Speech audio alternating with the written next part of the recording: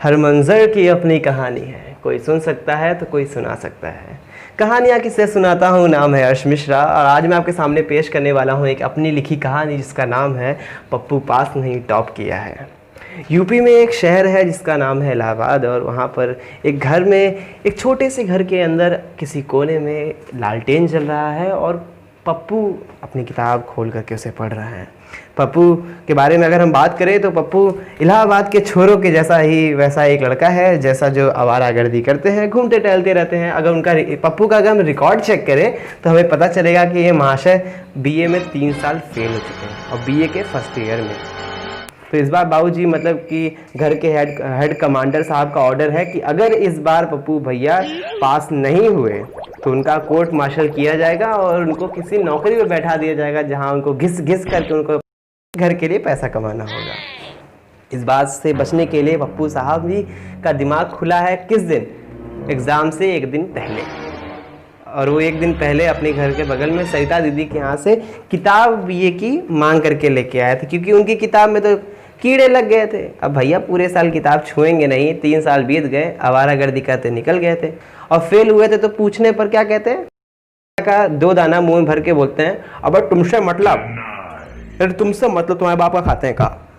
अब इस बात को सुनकर कोई भी उनको क्या समझाएगा। अब लोग यही 3 साल से इनको समझा रहे थे लेकिन ये नहीं समझे और समझ में इनको बात तब आई जब इनके पिताजी इनको एक दिन पहले समझाए डांट करके कि बेटा अगर तुम इस बार फेल हुए तो तुमको नौकरी पे बैठा देंगे और समझ जाना कि तुम्हारी चप्पलें घिस जाएंगी काम करते करते और तुम्हारा पैसा पूरे घर वाले खाएंगे, तुम नहीं खा पाओगे बेटा, तुम नहीं खा पाओगे। इस बात से डर करके पप्पू भैया पढ़ने लगे थे। किस दिन, एग्जाम के एक दिन पहले। तो इस बार लगे लिए सरिता दीदी की जो किताब वो ले करके आए थे, उनकी पड़ोसी हैं, उनकी किताब वो मांग के लेके आए थे। उस किताब में उनको एक पुराना पेपर मिला था, उसके साथ साथ उसका आंसर भी उसमें लिखा हुआ था। उस किताब को पढ़ रहे थे, रात भर उस किताब से पढ़ते, फर्रा बनाते, नोट्स बनाते, लिखते लिखते नींद कब आ गई और वो कब सो गए। सुबह नींद खुली तो 12 बज चुके थे और एग्ज़ाम में बस आधा घंटा बचा था। तो घर के बगल में बजरंग बली के मंदिर में जा कर के हाथ जोड़ कर के हे प्रभु इस बार बचा लेना प्रभु, बस चीटिंग करने से बचा लेना प्रभु, कोई पकड़े ना, बस चीटिंग हो जाए, फर्रा देख लेंगे, फर्रा बना लिया प्रभु, अगली बार आपको देसी घी का लड्डू चला देंगे, बस आप पास करा दीजिएगा।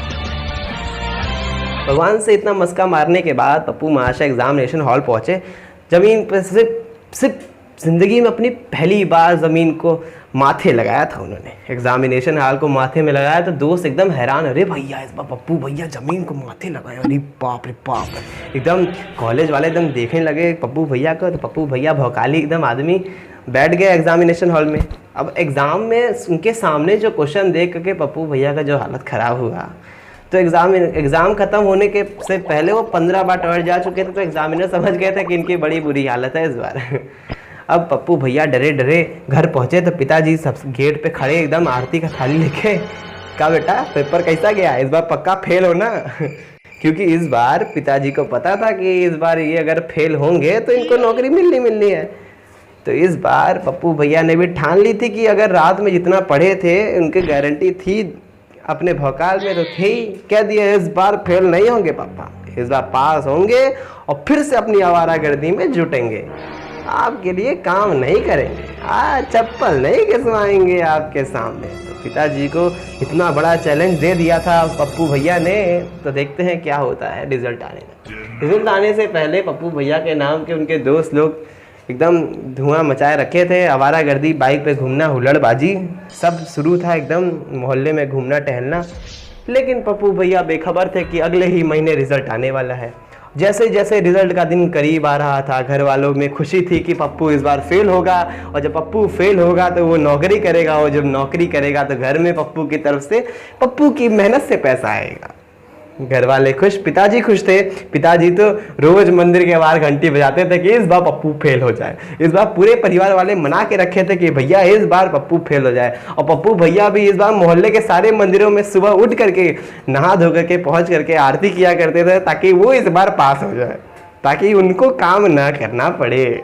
लेकिन अब क्या कर सकते हैं, कहते हैं किस्मत कभी भी धोखा दे सकती है। जो बच्चा कॉलेज के दरवाजे नहीं भटकता था, जो बच्चा एक लेक्चर अटेंड नहीं किया था, जो लड़का कभी कॉलेज का शक्ल नहीं देखा था, वो एग्जामिनेशन हॉल में पहुंचा था, एग्ज़ाम दिया था, वो रिज़ल्ट आया था, पूरे मोहल्ले में जैसे सदमा सा छा गया था।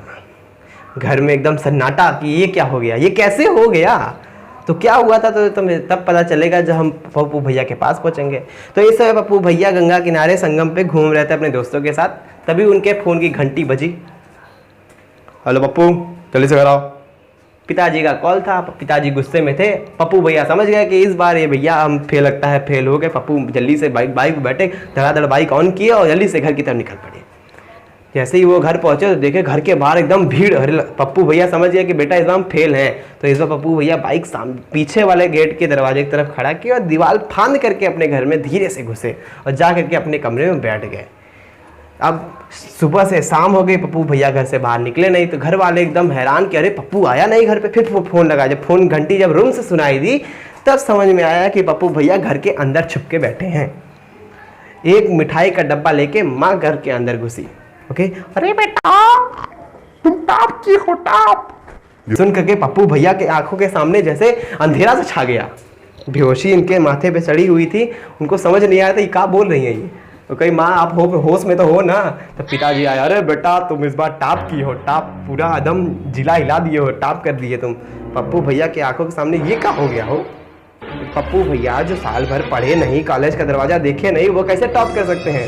दोस्त सब पेपर में नाम छप गया। अगले दिन पूरा मोहल्ला भीड़ जम गई फिर से पप्पू भैया के सामने कि पप्पू भैया से पूछने के लिए लोग आ रहे थे कि अरे भैया भैया टॉप कैसे किया आप बिना पढ़े। मतलब सब मोहल्ले वाले जो पप्पू को, घर वालों को ताना मारते थे, पप्पू को देख के ताना मारते थे, तो वो ऐसे बताते थे अरे लड़का रात भर पढ़ता था, ये सुबह भले आवारागर्दी करता था लेकिन रात में पढ़ता था, ये हम देखे थे इसको रात में लालटेन जला के पढ़ता था ये लड़का।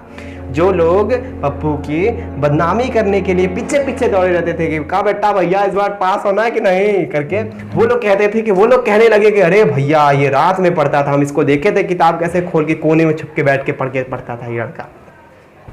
पूरे मोहल्ले में तो आदिल जार लोग, जलने वाले लोग जो थे वो लोग भी कहते हम इसको देखे थे पढ़ते हुए। जो लोग कभी मजा लिया करते थे वो लोग भी कहने लगे हम देखे थे इसको पढ़ते हुए। तो ये भैया समाज का रूप है कि कब कौन क्या कहने लगे, ये तो हमें तब पता चलता है जब चीज़ें आपकी अच्छी चल रही होती हैं। तो पप्पू कैसे टॉप किया ये तो बात आपको तभी समझ में आएगी जब आप थोड़ा फ्लैश बैक में जाएंगे। तो हम चले फ्लैश बैक में चलते हैं, देखते हैं। याद होगा आपको कि पप्पू भैया सरिता दीदी के घर किताब लेने गए थे। जब वो किताब लिए तो उस किताब के अंदर उनको एक पेपर मिला था, वही हूबहू पेपर छप के एग्ज़ाम में भी आया था जो पप्पू भैया रटे थे, और जो फर्रा वो बनाए थे वो उसी पेपर का बना हुआ था। तो जिस वजह से शायद बजरंग बली की कृपा रही हो कि क्या रही हो, वही paper same to same exam में आ गया और पप्पू भैया छाप के आ गया। जब छाप के आ गया तो भैया टॉप करना ही करना है, क्योंकि पेपर तो पेपर, हाथ में। तो भैया जो भी है पप्पू भैया पास नहीं, इस बार टॉप किए हैं। तो टॉप किए और क्या, आप लोग जाइए, कहानी खत्म। नमस्कार।